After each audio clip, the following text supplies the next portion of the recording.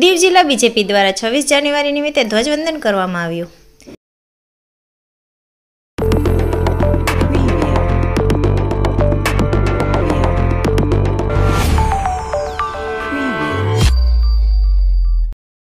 કેન્દ્રશાસિત પ્રદેશ દીવ બીજેપી કાર્યાલય ખાતે આજે સવારે 11 કલાકે દીવ જિલ્લા બીજેપી પ્રમુખ મોહનભાઈ લખમણે ધ્વજવંદન કરી રાષ્ટ્રગીત સાથે સલામી આપી હતી।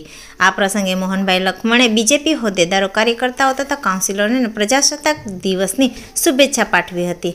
ત્યારબાદ તેઓએ દરેકને 5મા એકીકરણ દિવસના અભિનંદન પણ પાઠવ્યા હતા। તેઓએ દમણ, દીવ તથા ગોવા અને દેશની આઝાદી તથા દાદરાનગર હવેલી, દમણ, દીવના એકીકરણની માહિતી આપી હતી। આ પ્રસંગે પ્રદેશ ઉપપ્રમુખ કિરીટ વાજા, નગરપાલિકા પ્રમુખ હેમલતાબેન દિનેશ, જિલ્લા પંચાયત પ્રમુખ રામજીભાઈ ભિખાર, જિલ્લા પંચાયત ઉપપ્રમુખ લક્ષ્મીબેન મોહન તથા દમણ, દીવના હોદ્દેદારો અને કાર્યકર્તાઓ ઉપસ્થિત રહ્યા હતા।